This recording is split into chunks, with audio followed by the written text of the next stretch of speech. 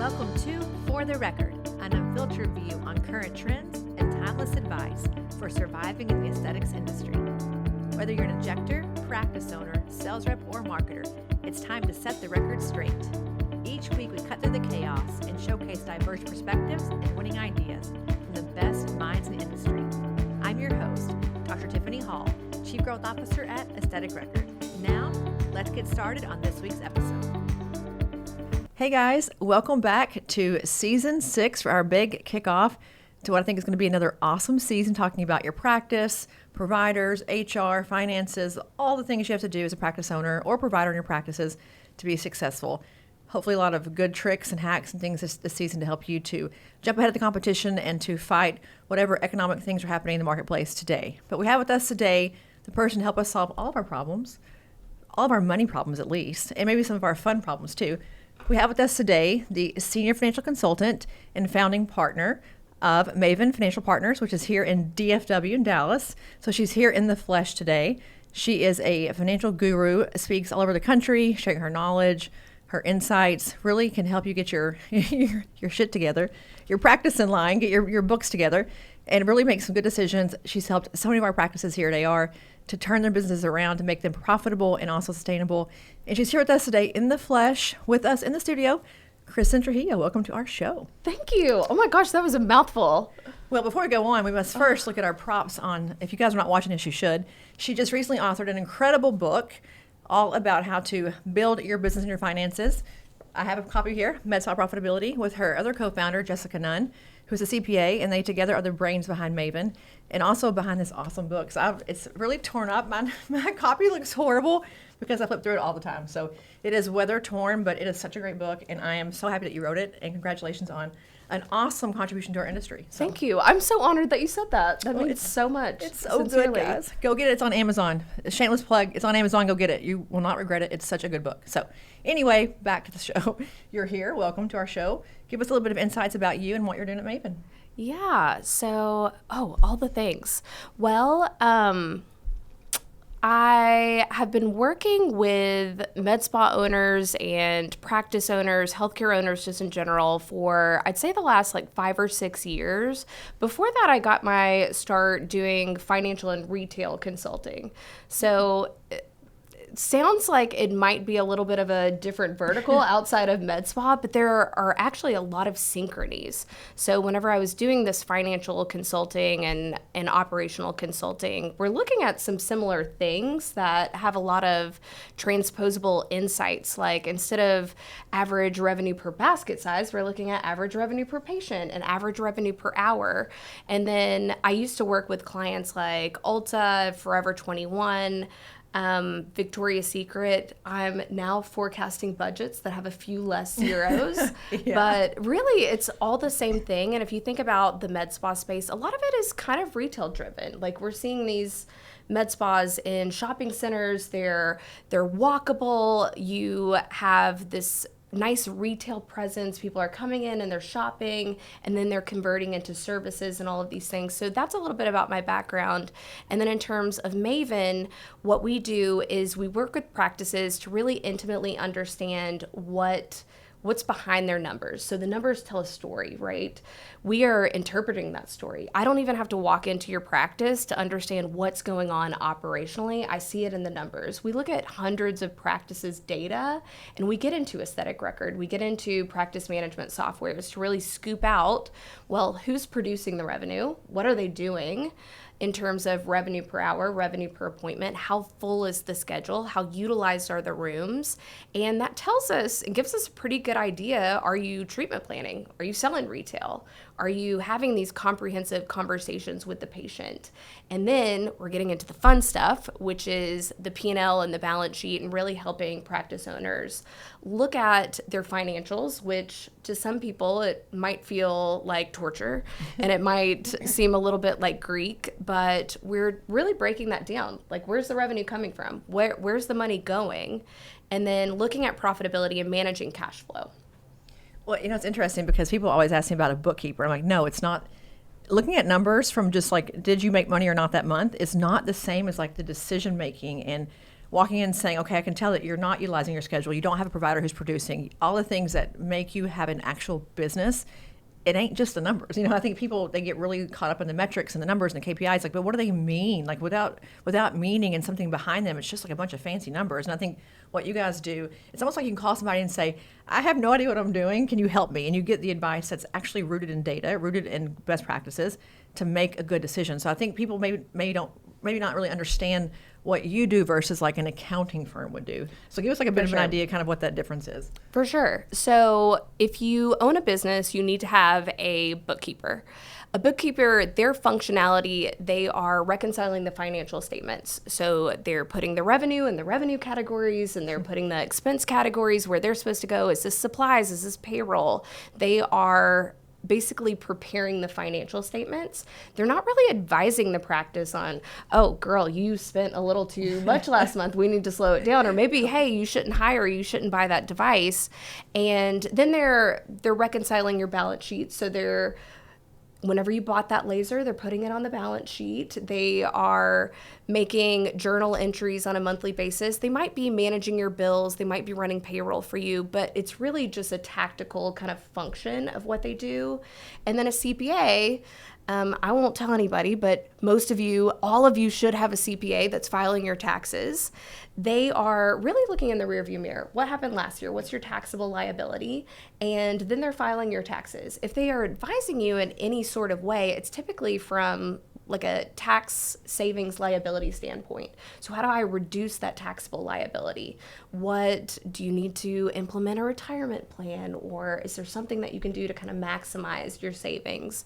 So where we come in, a fractional CFO, we are very forward looking. So we're looking in the future. We're trying to identify opportunities to increase revenue, to reduce expenses, to build up profitability, and then we've got clients that want to be sitting on a beach sipping margaritas in 5 years. We've got clients that want to take over the world and they want to open 10, 15, 20 locations. All of these operational decisions require financial planning and their financial implications. So we're budgeting all of this out. So budget sounds really exciting to most of you, I'm sure, but we are really being thoughtful about where we're planning. So instead of wondering where the money went, we are telling the money where to go. And we're really working that plan. Well, it's funny because we were just laughing before the podcast started that if you look at Kristin's bio anywhere online, it's like she makes finances fun. And it's interesting because someone asked me one day, where should I go? And I said, well, if you don't want to feel like you're being attacked and being like yelled at and feel stupid, go see Maven. Because you do walk in these places and you hear the word budget and you start to get panicked that I'm going to be chastised for all the bad decisions that I made last year or that I am making currently. And people get really nervous. I think they don't seek help because they're worried about the feeling of vulnerability of knowing that I didn't do it right. And that sort of nervousness where I think you guys make it like, hey, this is like a business. Shit happens. Like it happens every day to all of us.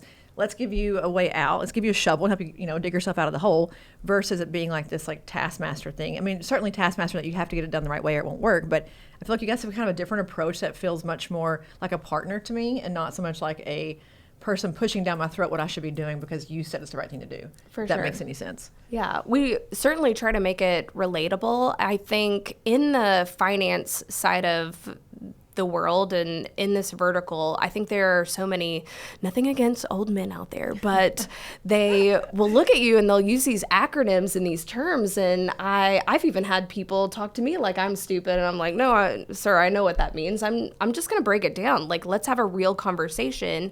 And you're running a business. And I can't tell you how many people have been a little apprehensive, like they're nervous before the onboarding meeting. And they're like, I feel like I'm getting addressed right now. It is really vulnerable. It's money. So it's one of the most sensitive things that I think that you can talk about. But, our goal is to not push you in one way or the other, but to really educate you on what your decisions are going to look like from a financial standpoint. Should you make that hire? Should you buy that building? Should you do this? Well, you can. Let's look at what that looks like in terms of the financial plan. You're going to have to produce this amount of money now. You need to generate an ROI. Let's see what that looks like. Does that feel okay? Well, and we all have, think about compensation. Like I talk a lot about compensation. People pay people money that they don't have to pay. They're not making it, but they're paying it.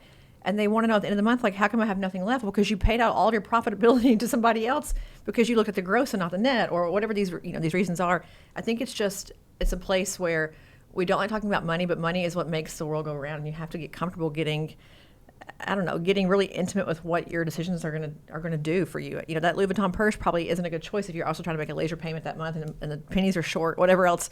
I think we all make decisions that probably aren't smart from time to time. So you need accountability. Like, I think if nothing else, the accountability to someone who's like, I know what you should be doing. This is the plan. Did you veer off the path a little bit? Okay, let's get you back on. Versus doing it on your own. No one knows enough. Like, no one knows enough to be good at everything. I would like to think that I know a lot about a lot of things, but this is a place that I need help. I mean, we all need help. And so I think if you're not seeking help, this is your warning. Season 6, go get help, because you need it. I mean, you laugh, but it's true. I mean, you wouldn't build your own house, would you? You wouldn't architect your own plans. No, I think we all have our place in the world. I accidentally went to a cadaver course, and I had to be wheeled out of there. We all have our place, and we all have our strengths, and this is what we do. So I accidentally walked into a head being dissected in a room. Like, hey, I knew what was going on. I just didn't know we were going to take the skin off the face, and then I was just like, "That's it. I'm out of here. It's not for me." Yeah. Well, you're not the first one that's happened to, but I think looking at, we're starting our season 6 here. It's June. It's summer in aesthetics. The J months are always brutal, as we all know. June, July are terrible. So if you're looking in your crystal ball and all the practices that you work with every day, what are the things that we should be thinking about when the economy is maybe not so great, which I think might be a false flag. I think the economy actually is not doing so bad, but let's say it doesn't feel so good. What are things that we should be thinking about with decision making? Just high level, I can start doing these things in the morning to better my practice. Yes. So it really started last year with kind of some shifts in trends. We typically see the same seasonality and cyclicality within aesthetic practices. The J months, just in general, January, June, and July, are typically slow. We call them, and then the summer slump. And then in terms of the booming months, we will generally see March. We will generally see May. We will generally see like sometime in the fall before fourth quarter in November and December, and then November and December are very strong. Well, last year we got into probably the toughest summer that I have seen last year in 2024. So we really got hit hard. It started to pick back up in the fall, like as kids are going back to school, and then everybody is hoping and praying that November and December repeats itself like it always does. Well, last year was an election. November was really soft. And so December ended up being the big month instead of November. Usually they're both really good, but we didn't see that big pop in November because of the election. And then we saw a little bit of a pop in December. And then we circle into this year. January was booming. It was crazy. Typically do not see extremely strong Januaries. It was really across the board. I think some people may have struggled, and you probably already were struggling if you were struggling in January.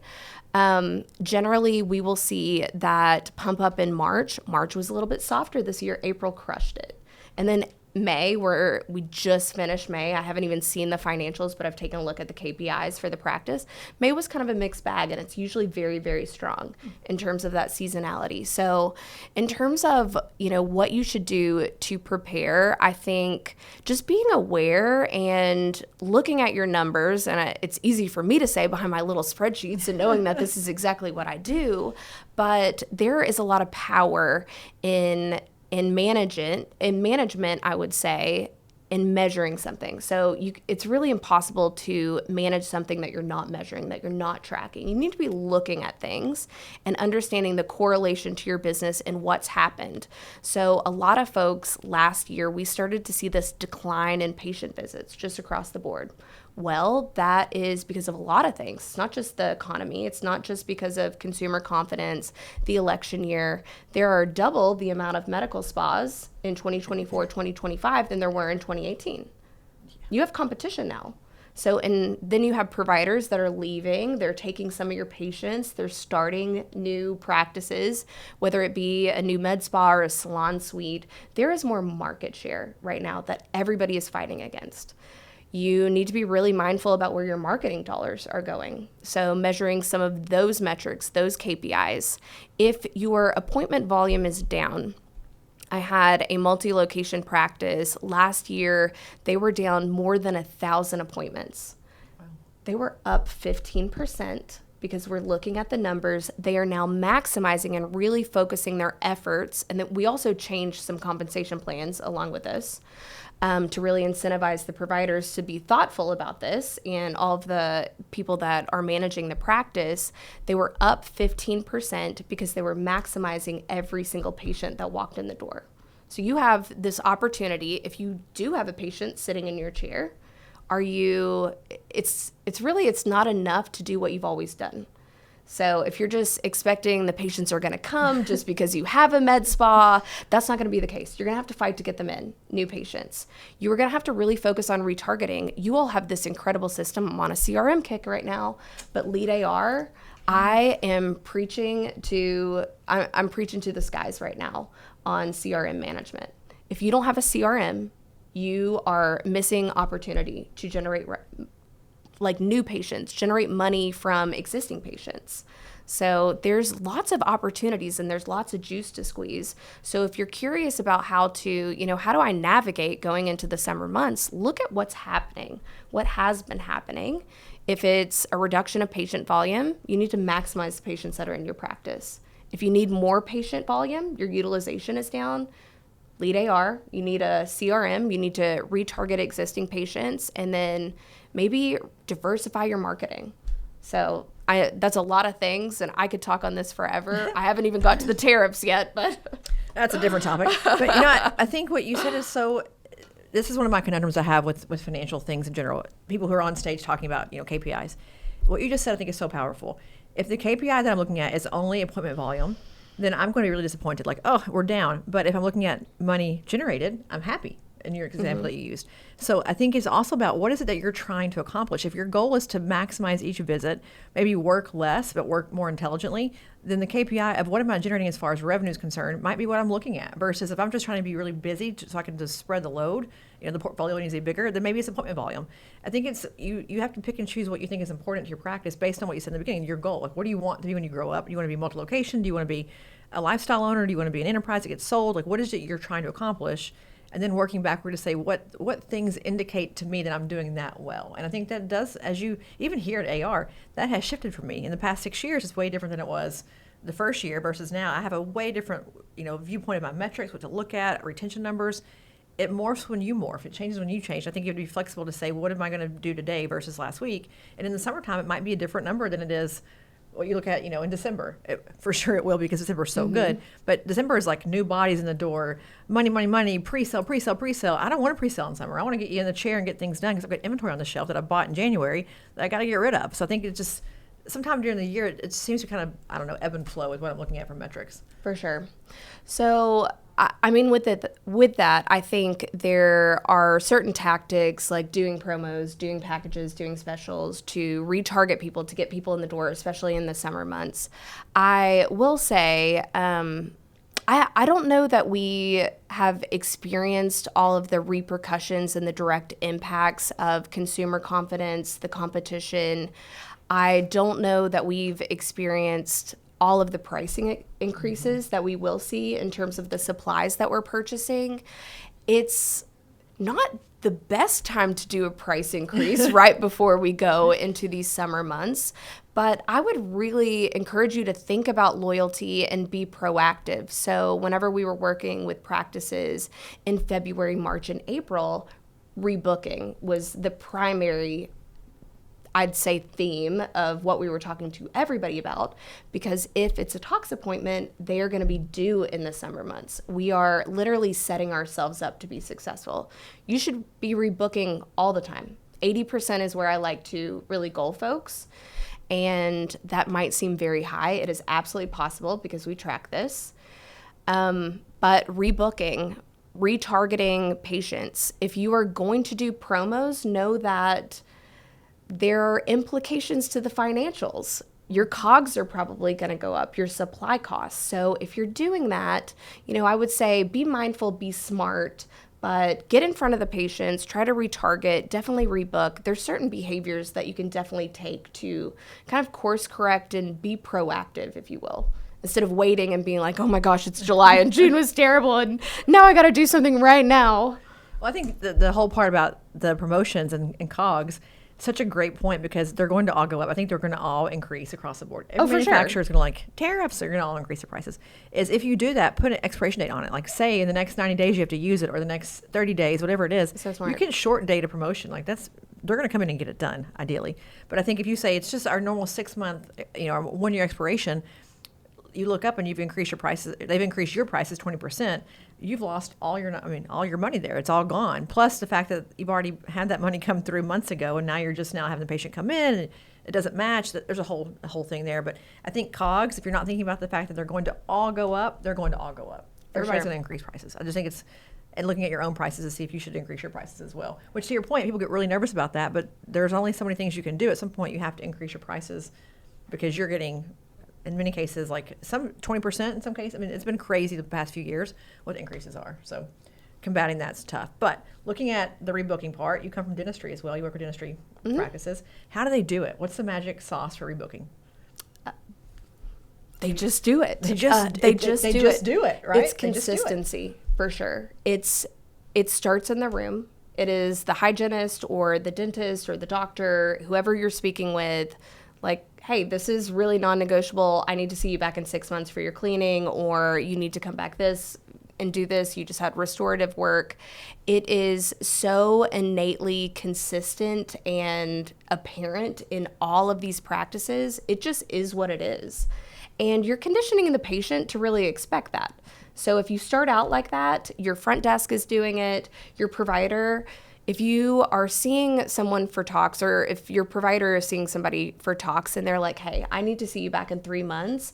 I already have the iPad in my hand. I've got this week and this week available. I know we just talked about your girls trip that you're going to go on. I want to make sure I get you in at least 2 weeks. So it's this, like, go ahead and pull up your phone. Let's do it right there. If you can do it in the room, that's great. A lot of providers are very, very busy. They're not able to do it. But if you can look at your schedule beforehand and go ahead and have those dates, like based on what you're doing in terms of treatment, go ahead and proactively plan out when those patients need to come back in and see you.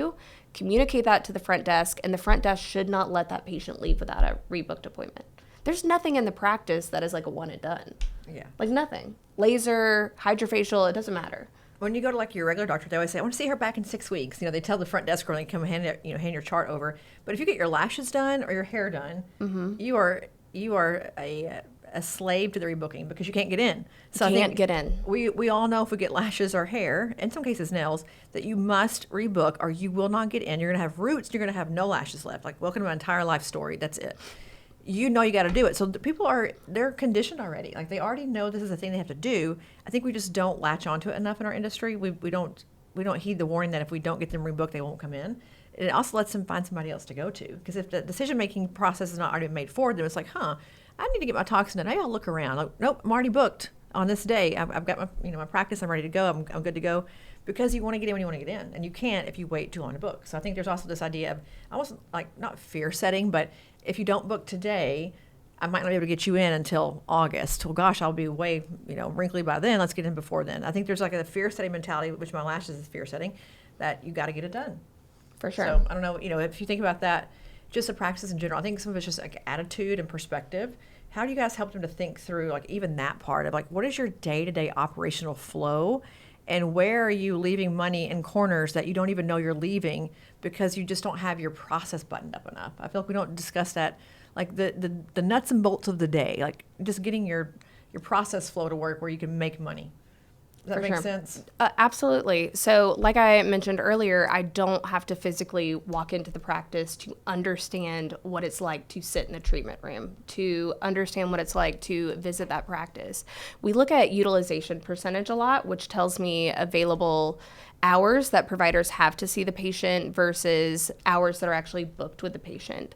So there's a lot of things wrapped up in terms of like the mindset and the behaviors that are going on whenever you're talking about rebooking. But in the hair industry, in dental, like that has become the norm. It is what it is. And patients know that if I don't, or clients know that if I don't book with my hair girl, she is going to be full. I have practices that are operating consistently at 80 or 90% utilization. They are doing these behavioral things. I see it in the numbers without even going in there. And if I look ahead, their schedule is already full. I can just pull and look up their schedule. If you're looking ahead and your schedule is pretty sparse, you're not doing rebooking. It's not happening. And there's some disconnect. And I know there's like a million things you have to do in the treatment room. I got to make sure I comprehensively, I got to cross sell. I got to get them retail. I got to rebook them. I got to make sure that they scan this little QR code so they can leave me a Google review. But there are some things that actually set you up for future success. There's also a ton of benefit from operational efficiency standpoint if you're rebooking. Well, now your front desk doesn't have to pick up the phone. They don't have to maneuver things around. There is workload saved. And if you start doing this today, your books are going to be full in the future. You're not going to be like, oh, it's July. Everybody's on vacation. I'm fighting for that next dollar. Now I'm going to throw money at marketing just to get some patients in. Now I'm going to slash my prices just to get some patients in. No, you've been proactive, you've been dedicated, and it's going to just create more profitability for you just in general. Yeah, I like that because people do in the summer, you see all the crazy sales, like the summer sales. You see people like dialing for dollars, like a bunch of crazy people trying to get leads in, and they're trying to get the books full. If you do it ahead of time, problem solved. But you mentioned a thing there that I think is I think about this a lot. If you're a person in a room, you have to do so many things. You mentioned Google reviews, all the parts and pieces, a full consultation, upsell, cross-sell.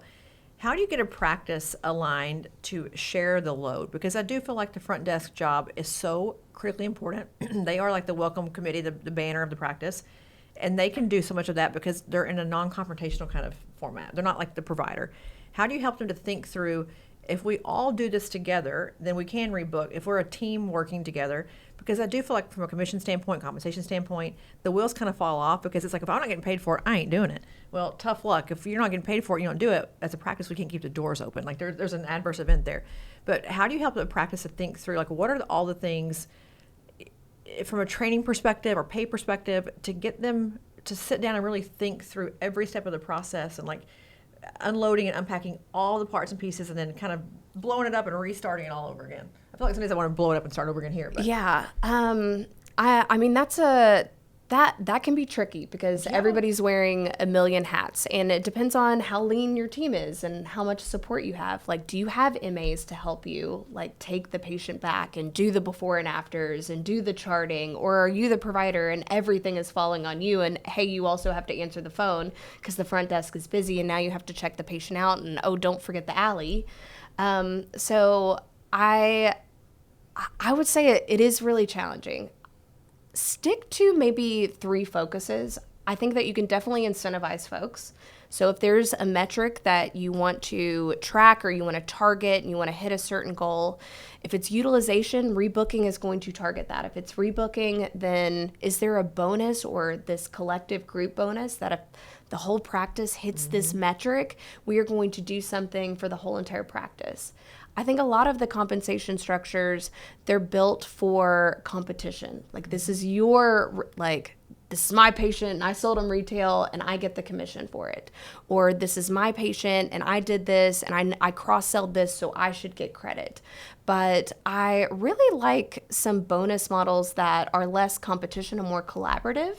It also ties in certain goals that the practice have, and it gets everybody kind of working together and let's steer in the same direction. Like, let's row the ship this way. So I will say it's tricky. If you have more people, sometimes it's easier, sometimes it's harder because everybody's got something different on their mind and they've got a different objective. But I think identify these 3 or 4 things that are going to move the needle, and there's 50 things that can move the needle. But what's going to be most impactful and give you the largest ROI? Focus on that, incentivize that around, make it a culture. And I'm really big on leadership. So that's actually my original background. So that's what I studied. So I see a huge difference in practices that have really great leadership. It's one thing to state an expectation. Okay, Tiffany, You're the provider. This is what we're doing. I need you to do this with every patient. Well, if the leader never reinforces that, never recognizes that it's being done, it's just something that the leader said 2 weeks ago, well, guess what? It's probably not going to be happening in your practice.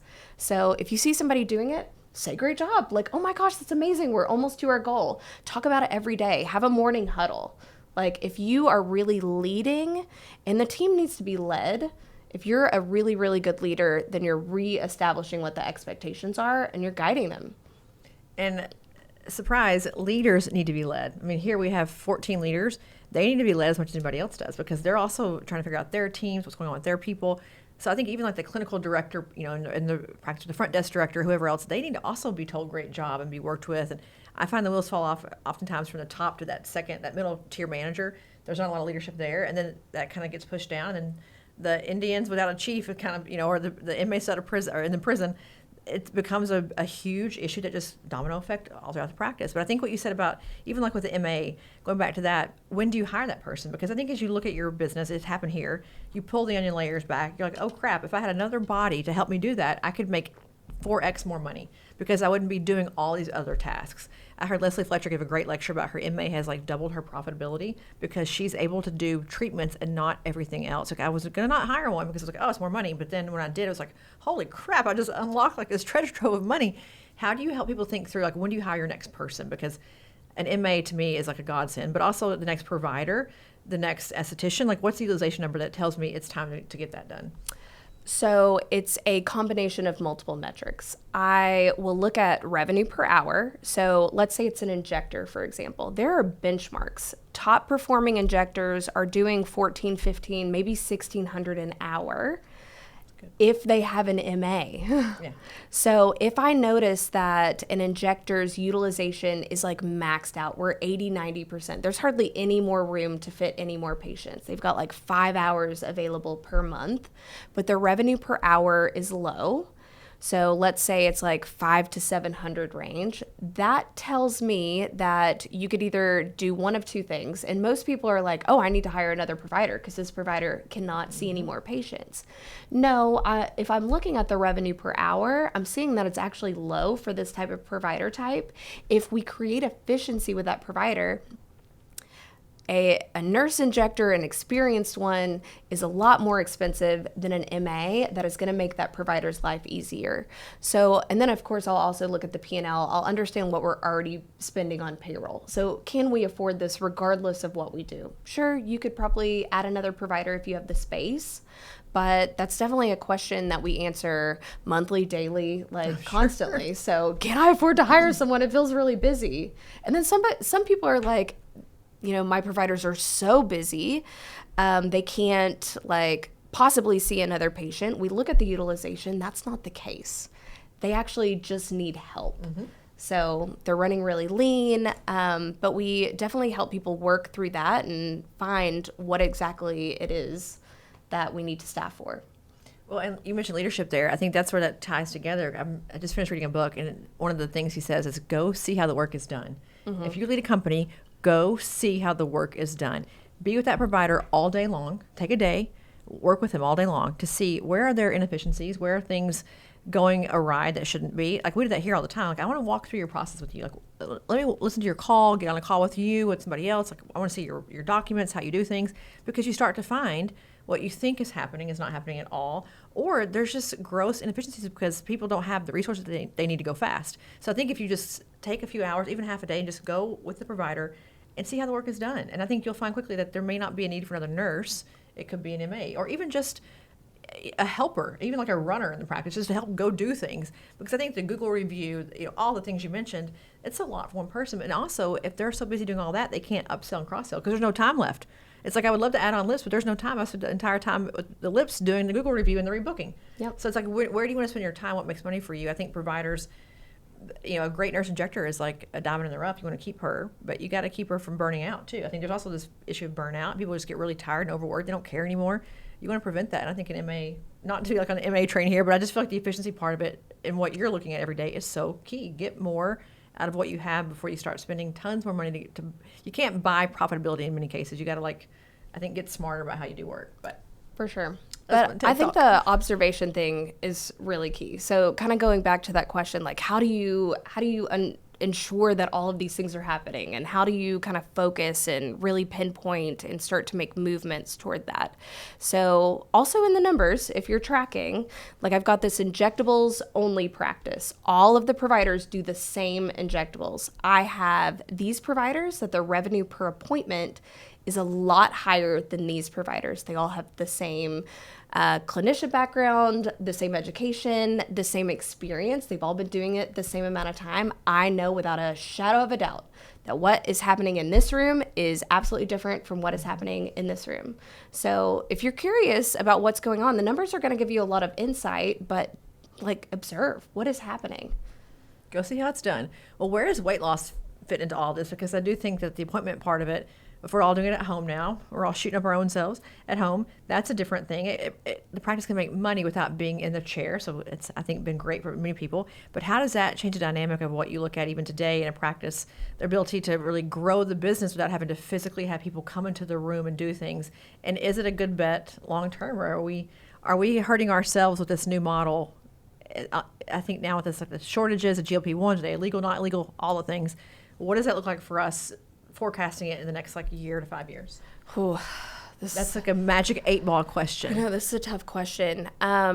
So there is the legal compliance aspect, and depending on your risk averseness, we have clients that have totally stopped, and we have clients that are continuing to offer these treatments and these services. So I don't know. This is really tricky, Tiffany. If there were no legal issues involved, yes, I love the idea of having a providerless service where I'm making money without having to do.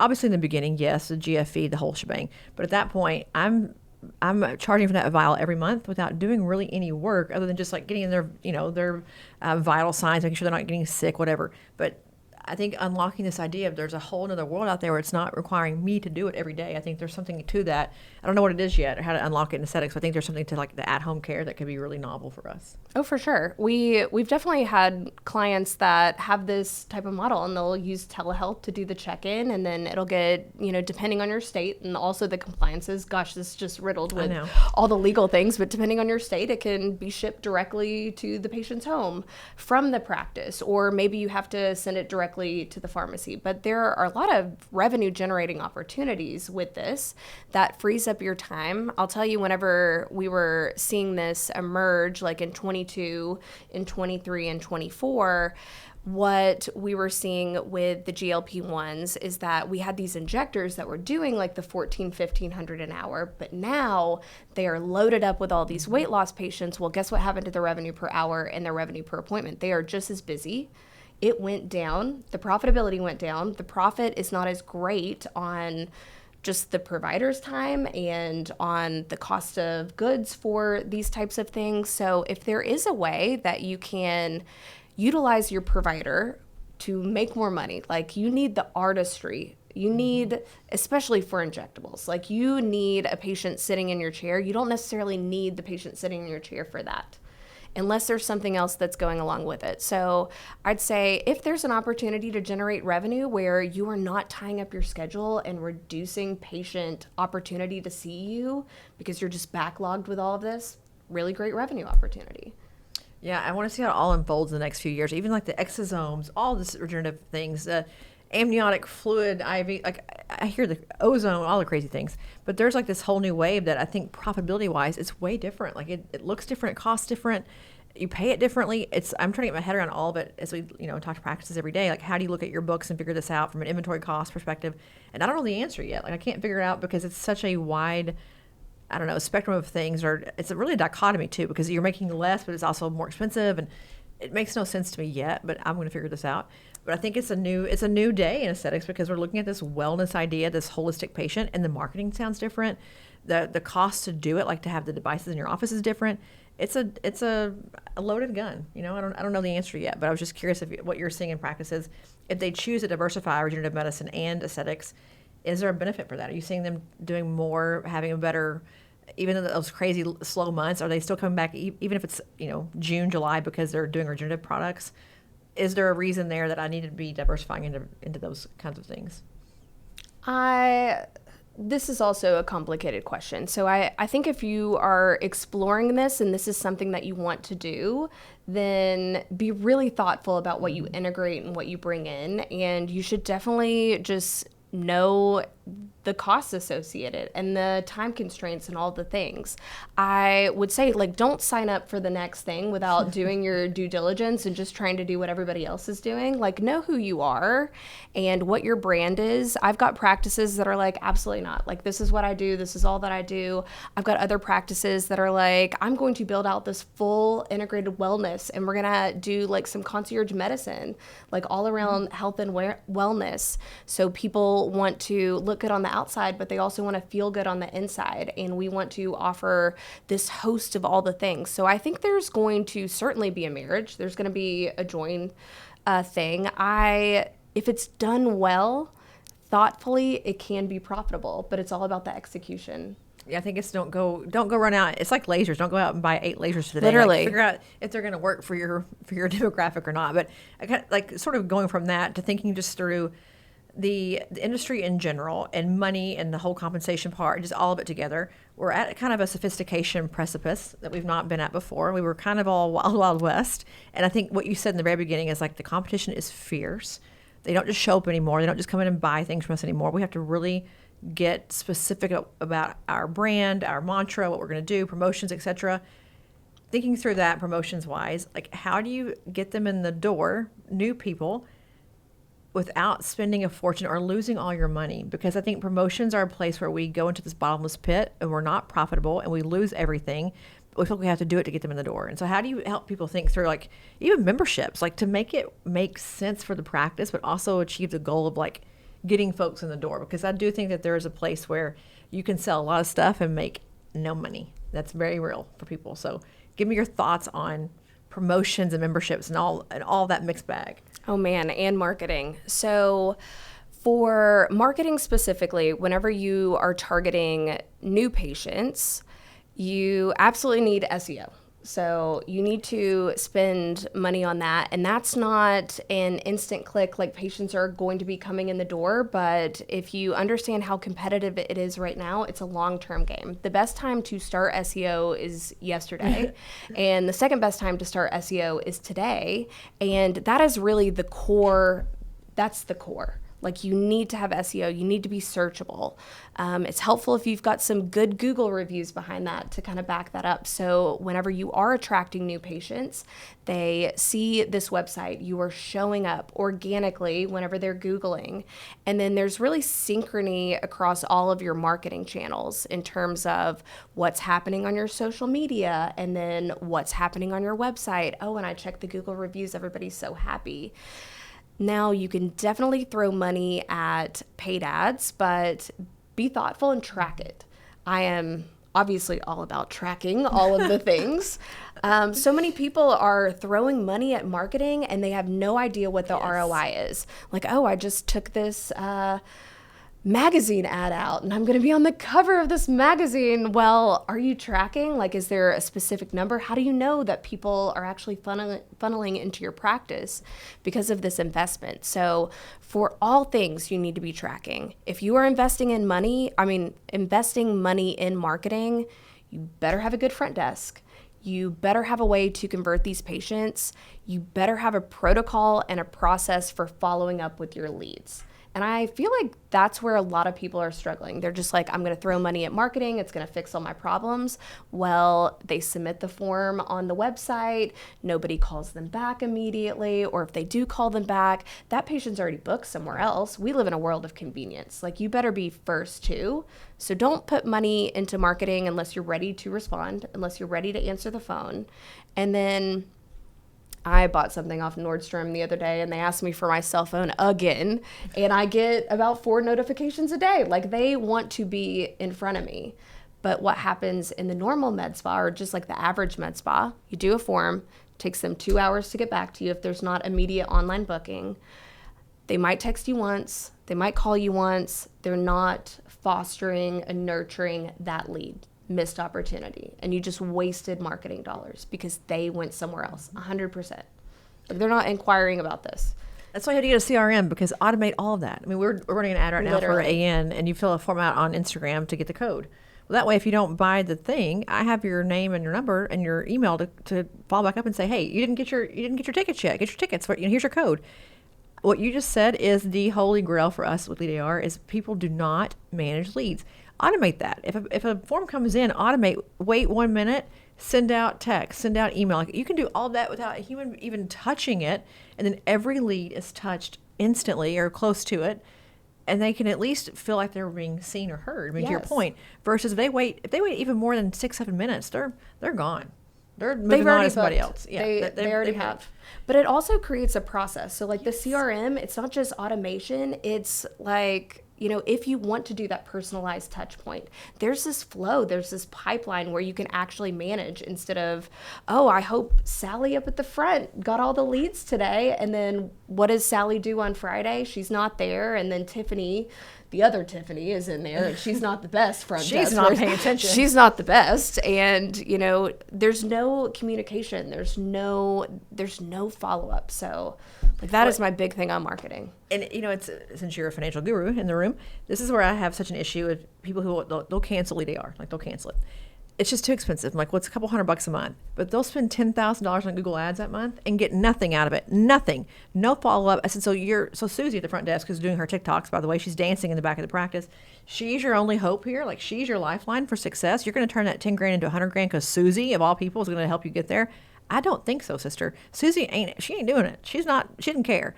You have to have a process in place. So to me, if you're going to spend any money, what you said, any money on Google Ads or things that are not like highly intensive, like, you know, touching marketing, like in the practice or whatever, you know, going out to events, you've got to have a process in place that does not require Susie to be the one in charge, because Susie is not worth taking your retirement on. You know, and the money for Google Ads and all these ads are so expensive. Buy the CRM. I don't care what you buy, but buy something and manage leads, because I just feel like that's taking money, going down the highway and just throwing it out the window, because if you don't have a process in place to follow up, there's no point. It just doesn't make sense to me. But maybe that's because we've lost money here on ads and not done a great job, and so I know firsthand that you have got to have a process in place.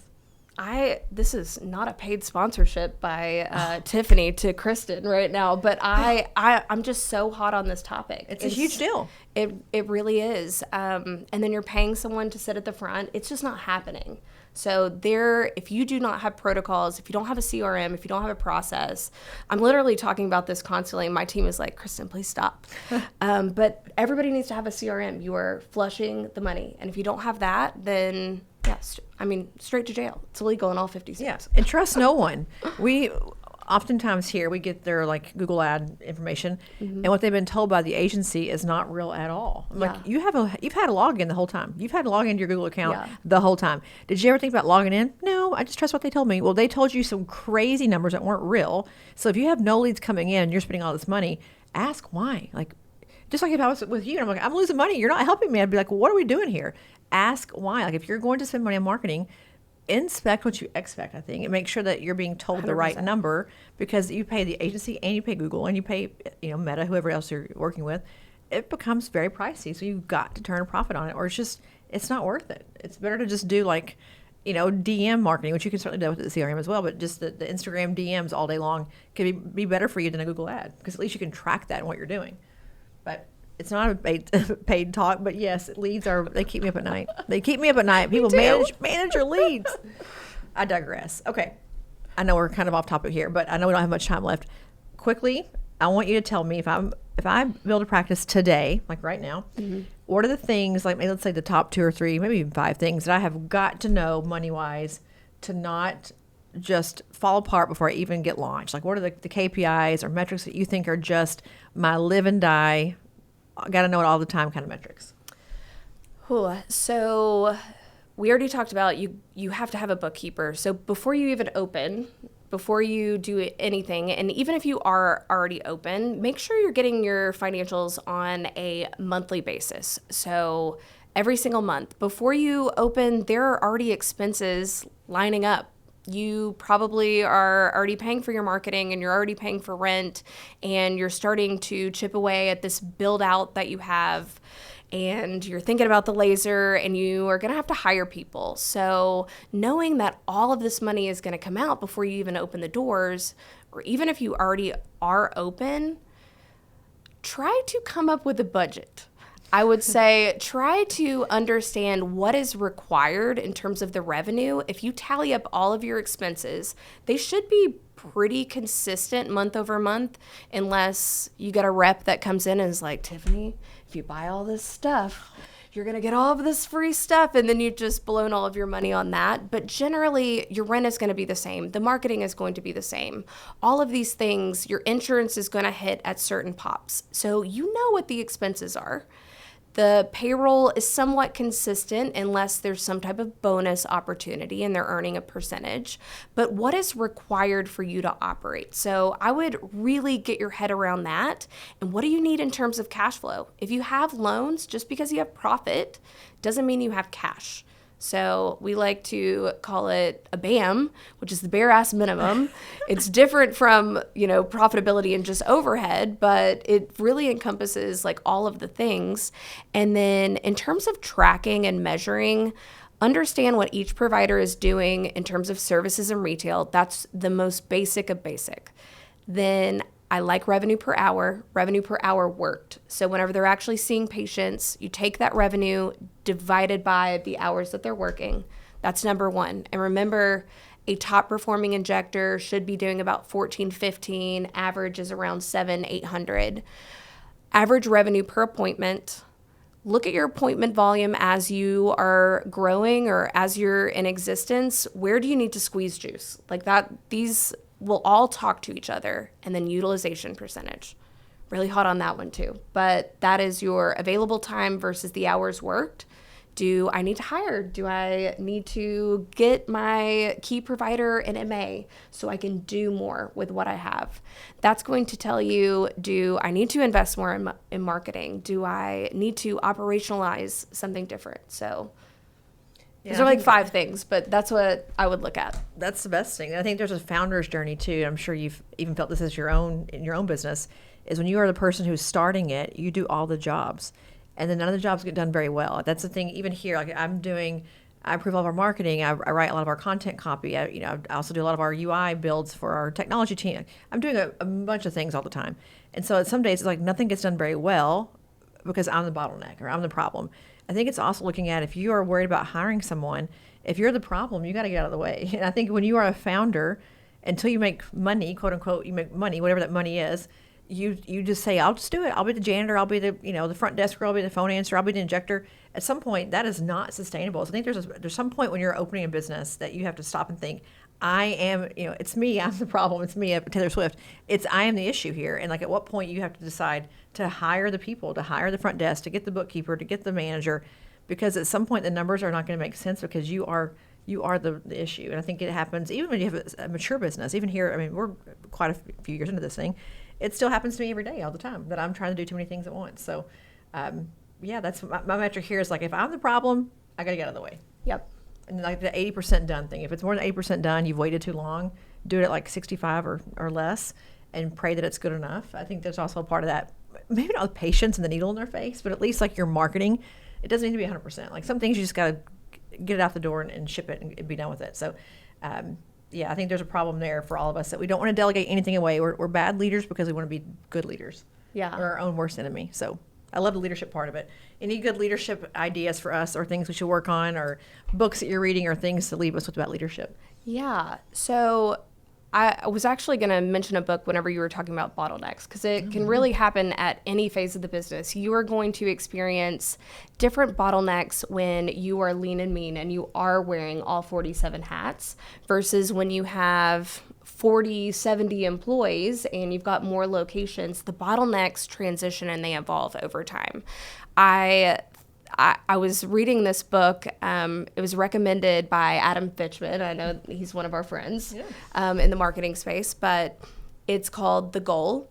And it's not the easiest read, I'll tell you that, but thank goodness there's like a nice little story and there's like a love story in there. But it was really, really eye-opening whenever I am talking to folks about their bottlenecks and trying to identify from a financial standpoint or an operational standpoint.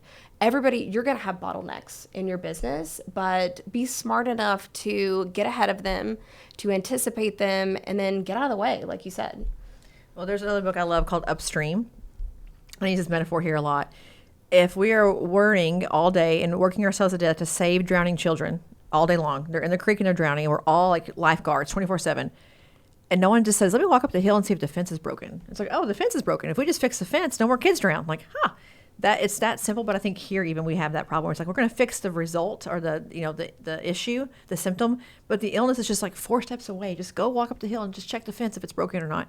I think in a business, because you are so in the here and now and the chaos of today, that you don't take the time to walk up the hill and say, is the fence broken? Like, it's so simple, right? You hear like, just fix the damn fence. But you're so busy with the kids that are all drowning and dying everywhere that you're like, I can't fix the fence. I got the kids. What do I do? I think there's like this moment of like, oh shit, I've got to figure out how to get something else done so I can go figure out what the real, the root problem is. And money to me is like, that's money in general. Like, I feel like my personal relationship with money is like, that's money for me. It's like, wait a minute, I'm trying to get all the bills paid and all the things. Like, but if I would just be smarter about this thing, I could have more money in general. I could be better time for my bills, business cycle, cash flow, all the things. But who can do all of that when you're worried about all of this? Yes. So you've probably heard this a million times, but sometimes you have to slow down to speed up. And it's taking, like, stepping out, because it is chaotic right here, stepping out and looking at it and going in the patient room with the providers and observing and calling your front desk and seeing what happens. Take yourself out of it, look at it from the top down, and where are there opportunities? And you can find a lot of things out if you just probably don't have time to slow down, but you can resolve things and you can fix the root cause instead of doing the Band-Aid. Or you just call Maven. Or call Maven. We're here. I think that's, if you know you're not good at that kind of thing, it's not your wheelhouse. Again, delegate. Call someone who is good at that thing and say, you come look at the business. I'm too close to it. The forest and the trees are all combining for me. You come look at it. What do you see? What can I look at to fix, to focus on? What are those 3 things or 5 things? If you can't figure that out on your own, go get a lifeline. Like, it's like that, what was that TV show years ago you would call a lifeline? Like, call somebody else who knows and have them help you. I mean, it's true, because I feel like we do get so caught up in our own cycle of insanity, it's hard to sometimes break out. So with that being said, Maven, I'm a huge supporter, big fan of Maven. I mean, I've watched businesses with AR just transition, transform, emerge as like a profitable entity because they weren't when they started with you guys, and they're now like a beacon, of like what you should do really well. And so I've seen it firsthand many times, but give us an idea how to even get a hold of you, what the process looks like for Maven. If I wanted to sign up today with Maven to come on board, what does it look like for me as a practice? Yes. So if you are interested in talking to us, we will actually give you a complimentary profitability assessment. You can go to mavenfp.com and just fill out a quick form, and we have a CRM, and you will get an instantaneous email. So be ready for that. And you can book a call on my calendar or my partner Jessica's calendar, and we can talk to you about your financials and what's going on. What was the other question? Well, once you do that, what happens next? If I sign on, what should I expect from this? Yes. So what we start with is we get into the practice management software. It takes us, if you're a single location practice, it can take us like 2 to 3 weeks. We are extracting all of that great data. We're pulling hundreds of reports and compiling it in a really intuitive, easy to understand way that we can look at everything that I just talked about. So we're putting together a scorecard, all of the metrics that I mentioned, your revenue, the service categories, revenue per hour, we're doing that by provider. So it's done for you. We're pulling several years of that so we can really understand the trajectory and the trends. And then we're pulling in your QuickBooks Online. We're looking at your P&L and your balance sheet. We are putting together cash flow, and we are basically projecting into the future. So if we keep on doing what we're doing today, we're doing a pro forma, we're doing a budget. That first meeting, we call it a review and roadmap, and in my opinion, it's the most fun. We are going through all the numbers line by line, who's producing what, where is the revenue coming from, and we're really aligning with the practice owner's goals. So what do you want to be doing in the future? Where do you want to take this business? So we'll come together already with a budget, but we are updating that budget because now we are going to be very aligned and very specific, because if we have a goal, we need to work on that every single month. So from there, we meet once a month formally.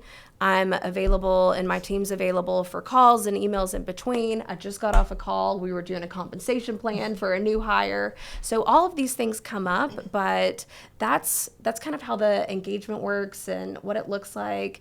And it really, I say this, it's really, really fun whenever you get into it. And our clients, they stay with us for life. So I've seen children be born, and I've seen kids go off to college, and I've seen people sell their businesses, and we're really just aligned on the goal, and we're telling the money where to go, and we're making it happen because we have this plan.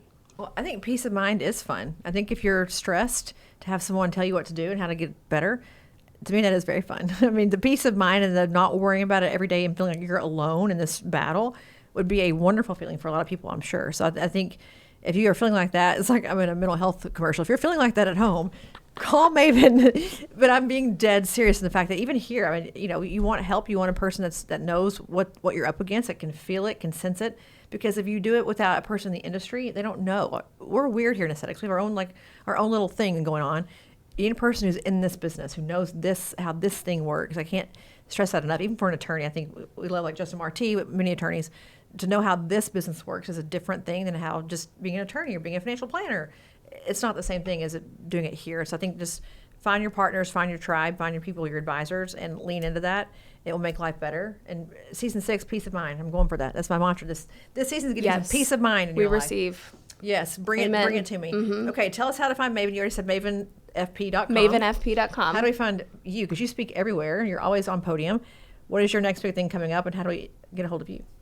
Yes. So, do you want me to tell my email? Or no, what's your Instagram handle? My Instagram? Oh, it's just as long as my email. So it's Christin Lang Trujillo. You can find me on Instagram. You can also find me on LinkedIn. I actually really love LinkedIn. Me too, lately. I love it. I don't know why. I'm such a nerd. It's resurged. It's like a new thing lately. Yeah, same.